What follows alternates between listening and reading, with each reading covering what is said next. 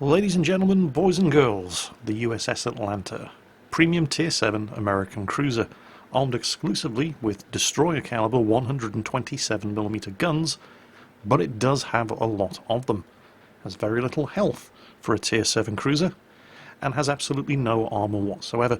Essentially, the Atlanta is basically just a very big destroyer, except it's a destroyer that doesn't have a smokescreen. If only there was an Atlanta out there that did have a smokescreen. Oh, wait a second, there is. This is the USS Flint, premium Tier 7 American cruiser. It's basically the Atlanta, except two of the 127mm gun turrets have been removed and replaced with extra anti-aircraft guns.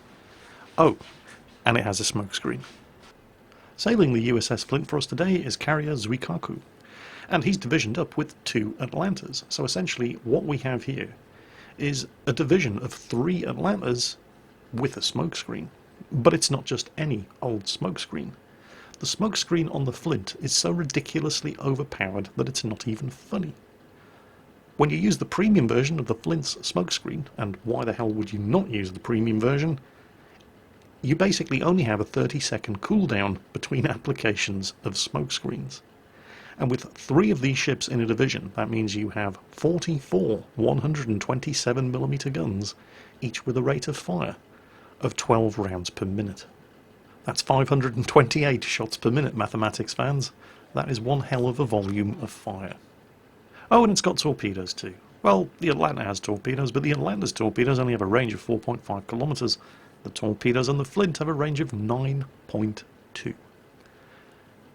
Does all this seem just a little overpowered? Well, frankly, yes. But not just anybody can get themselves the USS Flint. In order to get this ship, you have to achieve rank 1 in 3 separate seasons of ranked battles. So that means two things. First, the Flint is as rare as rocking horse shit. You're hardly ever going to see this ship. The second thing that it means is that this quite frankly overpowered cruiser is going to be even more overpowered because it's only ever going to be seen in the hands of very, very good World of Warships players. And when you've got one Flint partnered up with two Atlantas, just look at the volume of fire that these three ships are capable of putting out. 528 shots per minute. That Nicholas was lucky to escape with his life, but he's got barely 2,000 health remaining, and now it's the Miyoko's turn to fight in the shade. Look at that. It's absolutely absurd.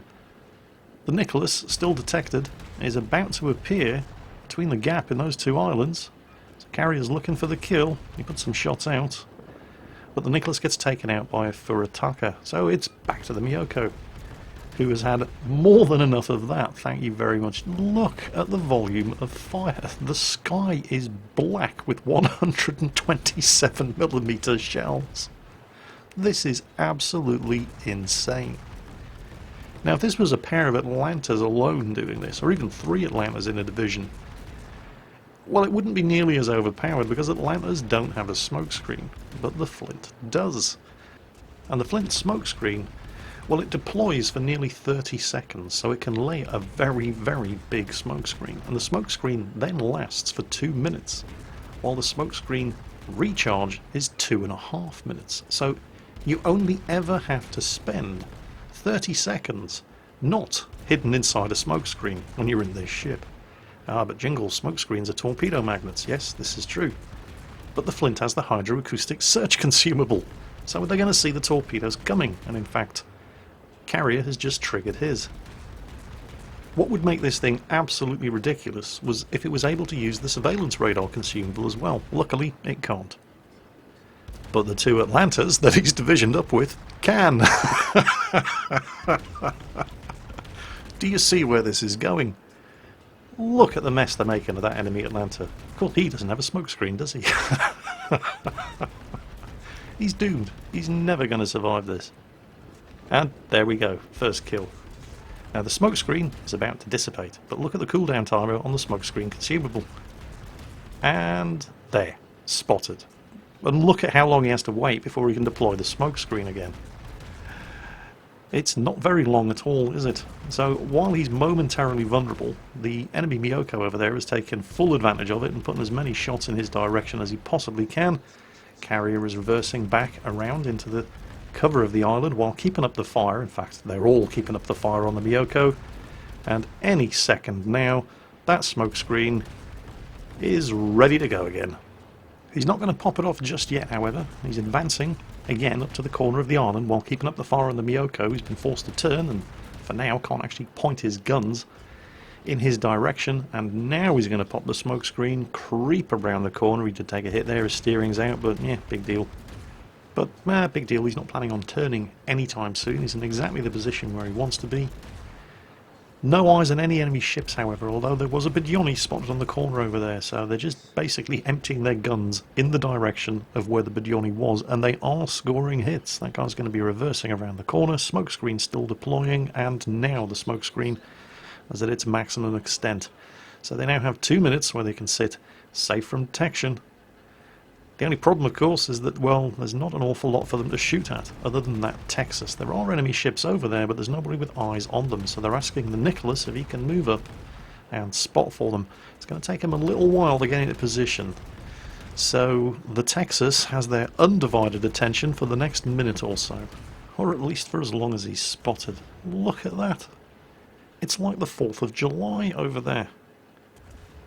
Texas no longer detected. They really, really need somebody to get up here and get some eyes on these enemy ships. Oh, torpedoes. Those will be from the Miyoko.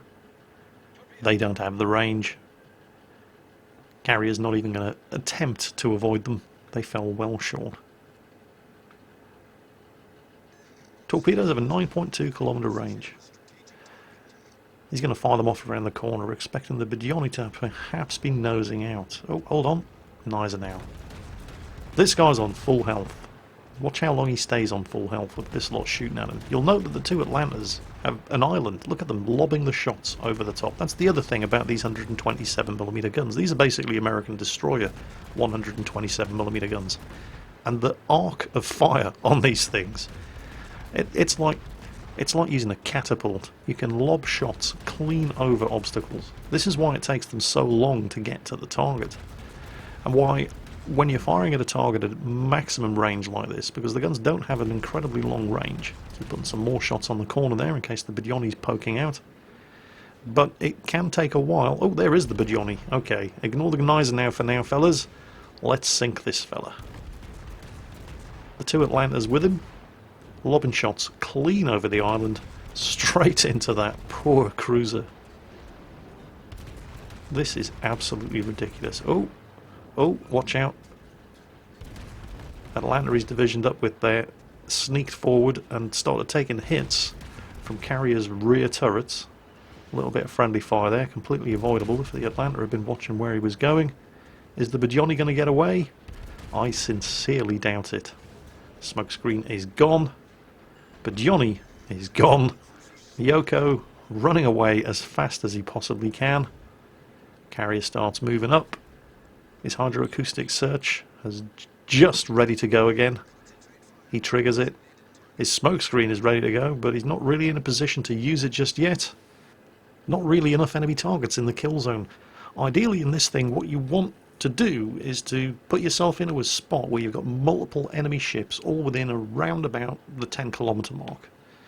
So you've got that good 2 minutes of safety and security inside your smokescreen when you can just keep firing until your gun barrels melt. And he's not where he wants to be just yet, so he's going to have to run the gauntlet just for a little while until he gets into the ideal kill zone. And that's an acceptable risk because there's nobody who can actually shoot at him at the moment because he's got those islands now between himself and the remaining enemy ships. It's just this Geyser now over here. So they all start opening up on the Geyser now, and the Geyser now of course spots a Flint, and he's not stupid. He immediately prioritises him as a target, takes out one of his gun turrets and his steering. Carrier immediately repairs that. He's going to need his steering intact to get to where he wants to be. Keeps up the fire on the Geyser now.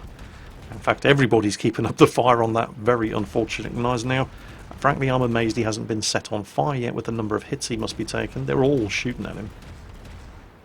More shots coming in. He's just popped the smoke, maneuvers in an attempt to avoid, and does successfully avoid, the Gneisenau's fire, but he's still moving forward. Don't forget, this smoke deploys for up to 30 seconds because he wants to be able to get shots on all of these guys. Torpedoes away, 9.2 kilometer range. Let's have ourselves some fun. Now he's in the kill zone. Now I'm sure a couple of you are sitting there thinking, I'm Nuneaton Jingles, just a second. He can't be that good a player because the Nicholas that was up front of him when he was taking shots from that Gneisenau had laid a smokescreen off on his starboard side. Why didn't he jump into the smokescreen and then he could have remained safe from getting shot at by the Gneisenau? Well, yeah, that's certainly true, but then he would have been out of position. He wouldn't have been where he is now.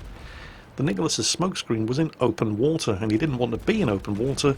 He wanted to have this island covering his flank so he could take these enemy ships out one at a time. You see, it's all about positioning. In the spot where he is right now, and he is having an edge out of the smokescreen now because there's nobody else there to spot the targets for him.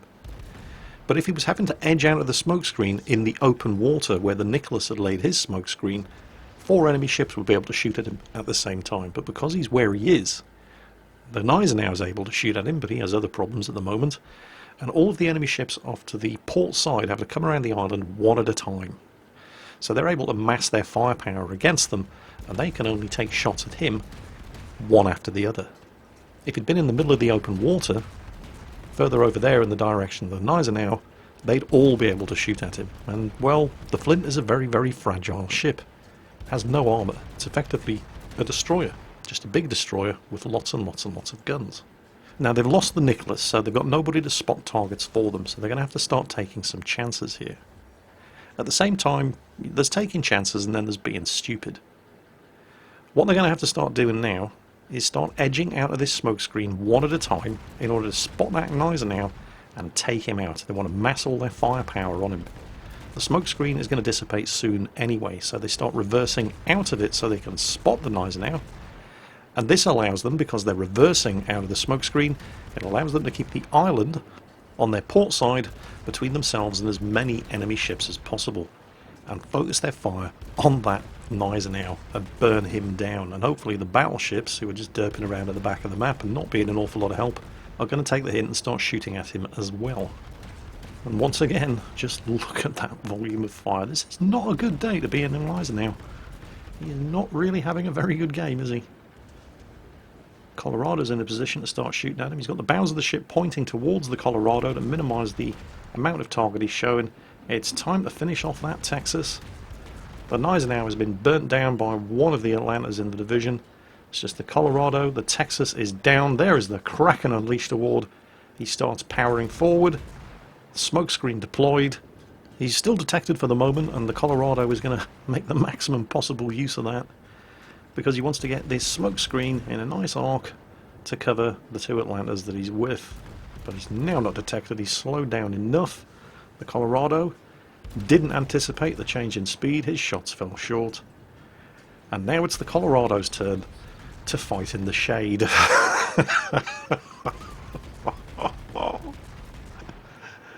Can you see how overpowered a division of 1 Flint and 2 Atlantas can be? The Flint's got the smokescreen, the Atlantas have the radar, the Flint's got the torpedoes, the Flint has the hydroacoustic search. Oh, and one thing I forgot to mention, just to add insult to injury, is that all 3 of these ships, if they equip the defensive fire cooldown to take care of aircraft, they have unlimited charges on the defensive fire cooldown. They can keep shooting aircraft down the entire game, and as well as these 127mm guns, which are dual purpose and also work against aircraft, these ships are covered in batteries of 40mm anti-aircraft guns. So, yeah, overpowered? Yeah, maybe just a little. Just about the only consolation factor involved is that they're very, very rare. However, if you do see one of them, pray that it's on your team, because in order to get one of these USS Flints, you have to have reached rank 1 in 3 separate seasons of ranked battles, which means that if you do see somebody in a Flint, it's entirely likely that they're going to know what they're doing, and if they're on the enemy team, that is very, very bad news for you. So, USS Flint, in a division with 2 USS Atlantas, on a scale of 1 to, oh my god, just exactly how overpowered are these things? That's it for today. As always, take care. and I'll catch you next time.